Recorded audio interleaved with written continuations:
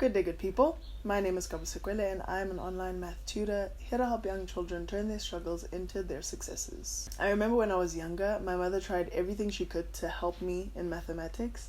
But to be fair, she had a lot of pressing matters to attend to. She was a mom, she had work, there were a lot of responsibilities on her shoulders. So helping me with my math homework wasn't necessarily the most pressing matter that she needed to deal with. But she still wanted me to do well and she still wanted to help in some way that she could. So this video is basically for parents who are in the same position as my mom was. The parents who don't have much time, but they want to help their child to the best of their ability, and they want to be impactful and effective when trying to help their child do better in school, particularly in mathematics. So the first piece of advice that I would offer to any parent is to encourage independence. Try your best not to handhold your child when it comes to math. See, when your child is struggling to understand something, don't do the work for them. Don't feel the need to solve the problem for them. Don't feel the need to do their homework for them. Don't ever tell them to leave it and then just ask their teacher the next day, unless there's maybe been an error in the question, or if it's something that they can figure out. Don't ever say to them, you know what, leave it. Your teacher will help you figure it out tomorrow. Try your best not to do that. Don't do research for them. Don't do any of that. Just take a back seat.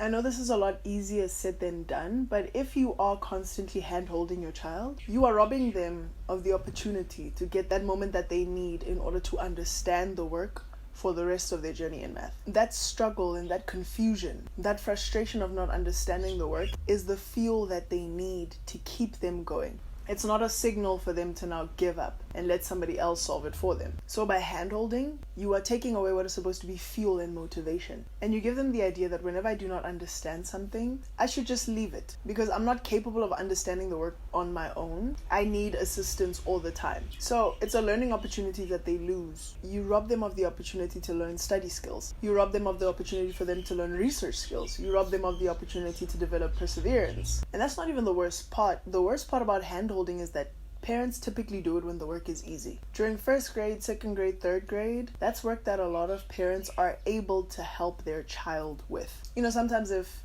their child does not understand the concept, they would give them the answers or do their homework for them, or maybe even do research on their child's behalf. But now when mathematics starts to get a little bit difficult, this is now around grade 6 and grade 7, parents are no longer able to handhold because the work is starting to get a little bit more difficult. So now their children are no longer able to use the parents as a crutch. Only now are they learning how to study on their own. Only now are they seeing that independence is a necessity in mathematics. Only now are they learning how to do research. Only now are they learning how to solve their own problems. They're now in a position where they're supposed to learn these skills and still learn at school. And on top of that, chances are, because of all the hand-holding, they probably don't understand the work that they've been doing for the past couple of years. Why? Because mom and dad were there. They were the crutch. So if I don't understand something, I can just go and ask mom and she'll tell me what the answer is. The reason that is a big problem is because they will never be able to understand the work they're doing now unless they go back and try and understand the work that they were doing before. So not only do they have to learn all of those skills that we discussed,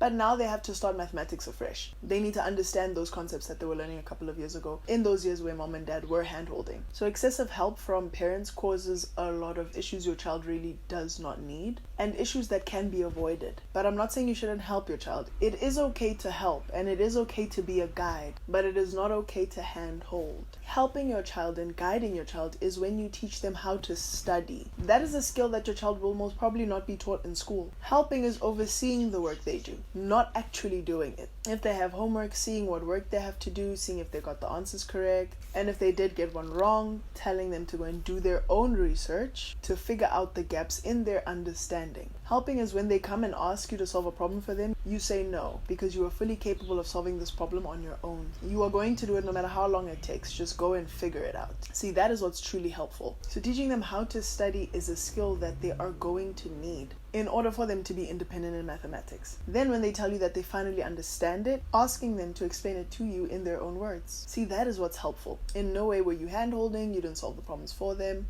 You were just a guide. See, this approach doesn't take much of your time because you're not doing the work for them. Another thing that I've mentioned before, when your child is struggling with something and you say to them, go and ask your teacher tomorrow, that's not helpful. You're not helping them realize that they're fully capable of understanding the concept on their own. See, and this is in cases where the teacher has already taught them the concept. Not when they haven't been taught something. If in school they've been taught something and your child is struggling to understand it, Your child needs to go and do their own research and try and understand it on their own, as opposed to going to the same teacher who's probably going to explain it to your child in the same manner as they did before. It is more helpful to encourage your child to slave for their understanding. That way they learn that in mathematics and any other challenging subject, independence, self-study, ability to reason on your own, perseverance, those things are essential. They are a need, and the sooner they learn that, the better. Now, this piece of advice obviously depends on situation to situation. I know there are a few children who have learning disabilities, so those parents typically would need to have a bigger share in their child's mathematics. But to whatever extent possible, and whatever form it may take in your situation, please encourage your child to be independent in mathematics and in their studies. The next piece of advice that I would share with you has a lot to do with how they study. Teach your child to study with the intention of not just knowing, but fully understanding. Knowing is never enough when it comes to subjects like mathematics and physics and chemistry. When it comes to these subjects, you can't just know. You need to understand. So as you're teaching them how to study, which by the way, if you want more guidance on that, I have a video that I'll link up here. In that video, I explain the study skills that children need in mathematics. So please go ahead and check that out. But in any case, please encourage that type of learning, the type of learning that you do not move on from a topic unless you understand it. Because at some point or another, you are going to have to deal with it. If you don't understand it now, it's going to come up again in the future and probably a bit more challenging. So work to understand every single topic that you learn in school. That is honestly something that I wish I had learned earlier on in my schooling career. So here's an example of what I mean when I say teach them to study with the aim of understanding. Let's say they are learning how to solve a problem with a particular step-by-step method. Your child shouldn't only know each step in the method. They need to go the extra mile, and they need to figure out why these steps form a part of the method. Why is each step in this method? What is the purpose of each and every step? With the work that they do, with the methods that they use, they need to understand the why. Everything, every method, every technique, every shortcut, everything. Figure out why it works. What are the steps behind it? If they don't know the meaning of a word, figure out what the meaning is. At the end of the day, the goal is to understand. It's not just to know. So if you drill that idea into their minds, they will do everything that they can to understand. And then as you guys are chatting about how your day was, ask them what they learned in mathematics or what new topic they're trying to understand. Encourage them to explain these new topics in their own words. Ask them questions about these topics. Try and get their mind engaged in mathematics.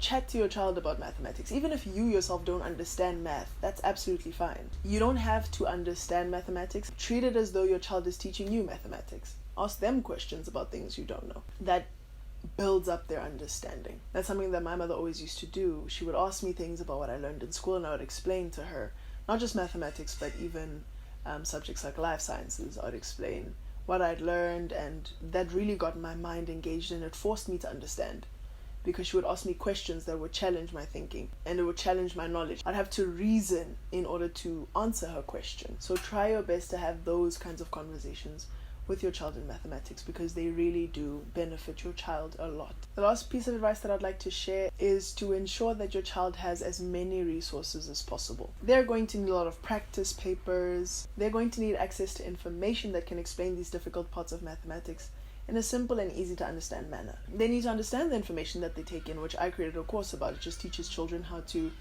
fully take in the knowledge that they learn. If you are interested in that resource for your child, please be sure to let me know. You can schedule a free consultation with me and we can talk more about the course online. Or go ahead and watch this video.